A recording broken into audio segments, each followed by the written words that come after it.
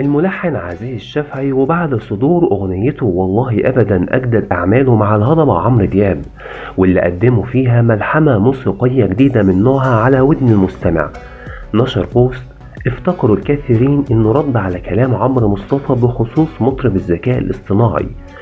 فقال عزيز: والله أبدا غنوة تثبت أن الذكاء الطبيعي ممكن يغنيك عن الذكاء الاصطناعي، وإنك تقدر بعد 1000 سنة تقريبا من وفاة الشاعر الأندلسي ابن زيدون ترجعه ويبقى ترند والناس تدور عليه وتسمع حكايته.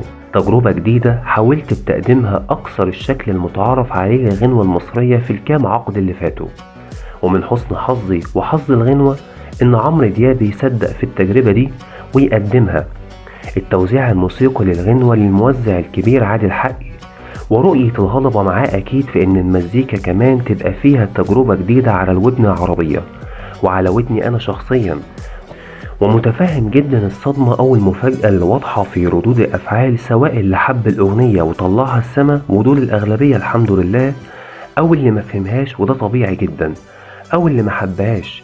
احنا بس بنرمي حجر في بحر أمواجه هادية، وهو بحر الأغنية المصرية اللي طول تاريخها مليانة تجارب واختراعات وتجديد وخروج عن المألوف في محاولات قام بيها أساطير قبلنا، بنتعلم منهم وبنحاول نقول رأينا ونطرح أفكارنا، ونتمنى نكون دايما أو غالبا عند حسن ظنكم.